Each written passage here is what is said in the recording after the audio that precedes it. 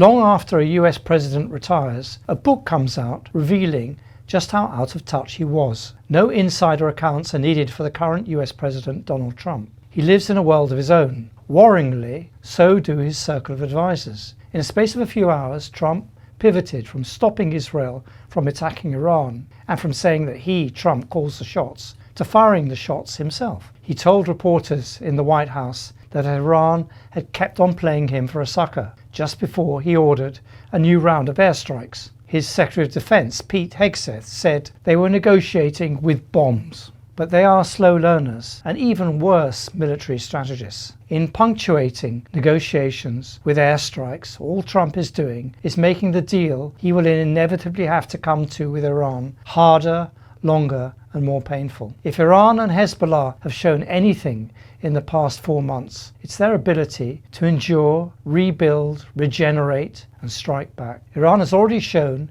it can halt traffic through the Strait of Hormuz and all but close down the economy of its Gulf neighbours. And it has threatened to do the same to the Bab el-Mandeb, the choke point that controls all sea traffic through the Red Sea. In other words, they still have cards to play. Iran is not behaving like a country which has been smashed, destroyed or obliterated, all words used by Trump and the Israeli Prime Minister Benjamin Netanyahu. Iran has shown it is not prepared to tolerate the model Israel and the US has imposed on other so-called ceasefires in Lebanon and Gaza, namely that you cease and we keep on firing. In firing up to 30 rockets at Israel in retaliation for its renewed bombing of Dahia in Beirut, it showed it would target northern Israel to protect a third country, Lebanon. So now we are in a pattern of intermittent strikes and counter-strikes and no peace. If Trump thought about it, this is not an option that either he nor his Gulf allies can tolerate. Of all the bad options he could have chosen, this is the worst. It means no opening of Hormuz, an Iran that continues to rebuild its capabilities and continues its nuclear enrichment program with no international oversight. Iran, on the other hand, will continue to find new ways to hit back. In the world in which Trump inhabits, he thinks he's intimidating Iran. But in the real world of the Middle East, he's doing no such thing. In the real world, Arab governments are almost powerless to stop the US and Israel doing what they want. Their sovereignty over their own territory is meaningless. Lebanon has just signed a deal with Israel which conditions a ceasefire not on the withdrawal of Israeli forces which are occupying Lebanese land, but a withdrawal of its own citizens from their own land. Israel, meanwhile, is showing no signs of leaving Lebanese territory.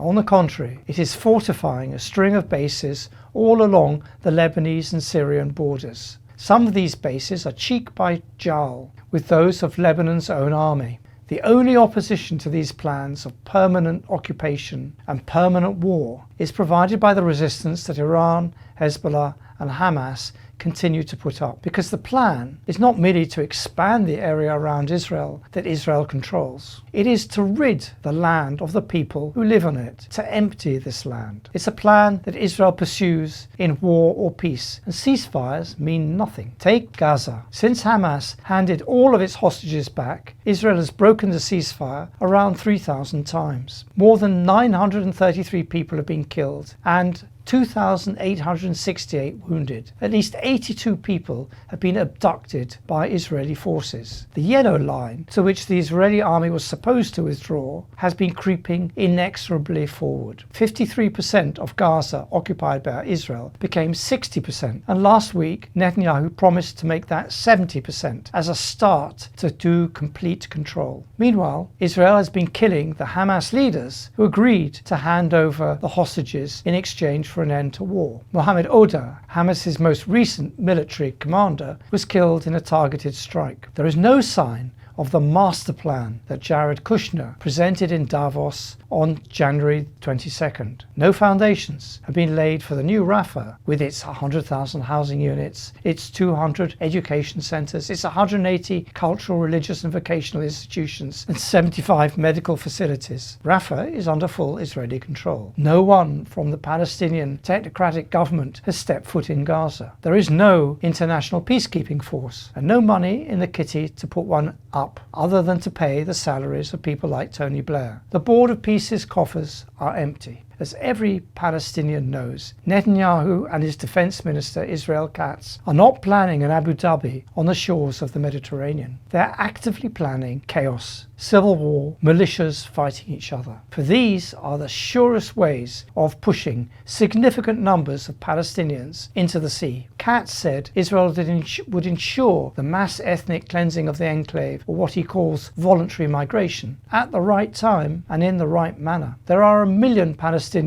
who do not even have the rubble of their own homes to go back to, and over 1 million Lebanese in the south whose homes are being flattened by bulldozers. The Nakba, or catastrophe, that Israel and Trump's circle are busy organising would be almost 3 times the size of the one in 1948 when the State of Israel was born. But it is Hamas's and Hezbollah's and Iran's refusal to disarm that stops Israel from fulfilling its plans for mass ethnic cleansing. They are the only impediment to a mass exodus of refugees that would flood Saudi Arabia, Jordan, and ultimately Europe itself. Iran's refusal to submit and the resistance of millions of Palestinians and Lebanese are currently the only impediment to these plans. But Trump and Netanyahu are in no position to continue a war on all fronts, a war without end. Both leaders face elections. Both are under attack domestically for having offshored and thus lost control of the war they jointly started. The Israeli journalist Ben Caspit in Ma'arif complained that national security in Israel had been privatized and handed over to Trump to the extent that military decisions needed approval from Washington. Trump, too, suffered significant setbacks last week when the House of Representatives voted to remove all US forces from hostilities against the Islamic Republic of Iran. It had no force of law, but 4 Republicans defected to vote with the Democrats. Trump protested that the vote was unpatriotic, but it is clear the anti-war mood is spreading in Republican ranks, and Trump knows that this is a threat he should take personally. It is clearer too that America's and Israel's agendas on Iran are now diverging. Trump needs an end to the conflict, and quickly. For Netanyahu, a US peace deal with Iran, with the Islamic Republic still in place, would mark the end of that once-in-a-lifetime opportunity to expand Israel's borders and impose itself as the region's new hegemon. So who is better placed to sit this confrontation out, Iran or Trump? My guess would be Iran. The region has yet to wake up to this reality. The only way to stop such an agenda is to have the hard power to do it. Turkey, Egypt and Jordan have most to fear from Trump's and Israel's regional plans.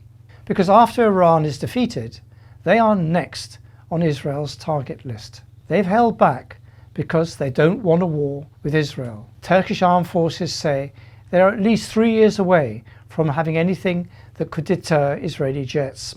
It is well past time to arrange a regional framework and a regional defense pact that becomes a fact on the ground that neither Israel nor the latest occupant of the White House can ignore. An end to war with Iran, if it happens, has to be the start of a regional initiative to ensure it never happens again.